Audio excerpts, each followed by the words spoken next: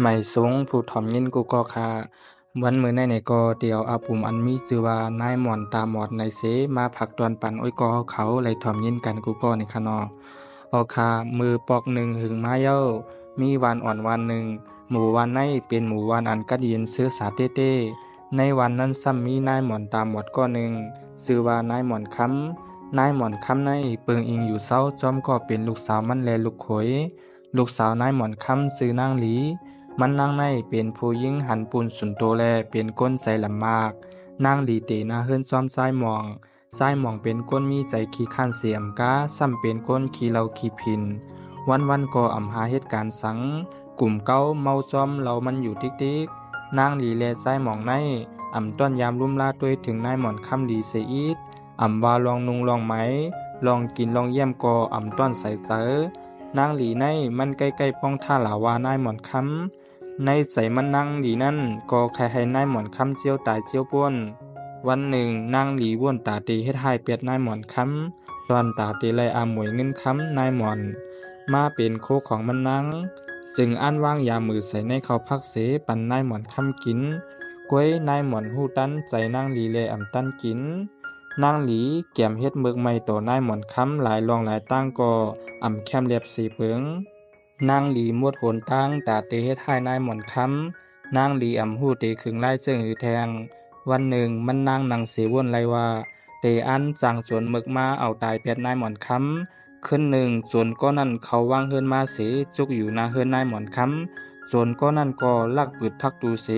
ปล่อยตามเสียงตินร้อยอย่างเขามือในเฮินนายหม่อนคำก้อยนายหม่อนหูตูเปียดอ่อนตั้งเสห้องเสียนเสียงหลังออกเฮินเฮ็ดให้ก้นในวันแลนั่งดีขาโพเมตื่นก้นวันในเขาซ้ำหูซอยลือกันนาเผือไรยินก่ออ่อนกันแลนอ่อนกันขนมาตีเฮินนายหม่อนคำนั้นเสียงเผือว่าก้นวันเขาซอยยอบเวียดไหลโจรก็นั่นเย้ามันก็ลัดหนีลองเต้อันนั่งดีไหลจังมันมานั่นหมอกปันก้นวันเขาถ่อมยินกูลองเผือก้นวันเขาหู้ว่าเป็นห้อยมือนั่งดีขาปูเมเย้าขาปูเมก็เลยถูกปันตามตกคอกกว่ากำเหลียวนายหม่อนค่ำก็เลยตั้งใจแถมตีก้นวันเขาเสียกาวายเสียนั่นมากก็นายหม่อนค่ำใส่จัดปันหนังมีตั้งซื้อข้าวยามก็ป่วนกว่าหึงเย้าเสอันเป็นนางหลีขาโพเมนั่นก็เลยป่วนตั้งพิษขาเย้าเสออกหอกมานางหลีเจ็บใส่ตีเนือนายหม่อนค่ำหนาแลว่นเตตอบแต้นนายหม่อนค่ำขึ้นไฮไลโหมป้าก็อันมากขวางตั้งมันนางว่าไหนนางหลีในซ้ำไรยินข่าวว่ามีนางหมอผีงูก็หนึ่งอันหมอใจกาถาอาจุนโฮมป้ากาถาลายชื่อลายมิวแทงนางหลีจังตัดสินใจออกข้าวตั้งมือหาเมหมอผีงูก็นั่นตาเตย้อนตั้งสวยแถมนางหลีออกข้าวตั้งหลายวันลัดป่าลัดลอยลงมือตาเตมือหอดถึงตีนางมีหมอผีงูลำตัวนั่นพอถึงเย้าก็นางหลีนางเสลาดหนีลองตั้งโมดตีนางหมอผีงูนั่นถอมเพราะว่าหมอผีงูเลยหับถอมหูหันลองตั้งเจ็บใจนางหลีเย้าก็หมอผีงูพร้อมตาเตจอยนางหลีถึงตีก้วยกามีคอแหลกลายอยู่รองหนึ่งนางหลีตีไลแหลกลายมิ้วหนึ่งอันมีกาขันหรือสีเปินตีโตมันนางหลีกูขีพร้อมตาเตเฮ็ดซ้อมมีหมอผีงูนั่นลาดกูรองตอนตามันนางตีไลตอบแต้นนายหมอนค้ำมันนางยอมเอาหวยตามันนางเรียกกันตั้งนางหมอผีงูลำนั่นปันหวยหนึ่งพอพร้อมไลใจกันดีเย้าก็นางหมอผีนั่นขามกินให้นายหมอนค้ำตามหมดโตโจและให้ทุกหยาบยาคันเจออันเป็นนางหลีนั่นเต้ยุ่มโคสาใจมันอยู่เฮ็ดนั้นเย้ามือนางหลีปอกมาถึงขึ้นตีหมู่วานเย้ามันนางก็เลยหันนายหมอนค้ำถูกขามกินเป็นก้นตามหมดกว่าเย้านางหลีหันเจอตีเลยหันนายหมอนค้ำอยู่ทุกยาคันใจเจ้านั้นอยู่มาป้อหึงนางหลีกูขึ้นพองมันนอนนั่นนางหลีเลยนอนผันหันมีผีมาลาหน้าห้องจันเอามันนางลงกว่ามันนางถูกตั้งหอกหลับแจ้งตำเป็นอันคันใจคันคอมันนางติเตวาลองส้มเซอลองสาใจมันนางก็อยู่ไล่หึง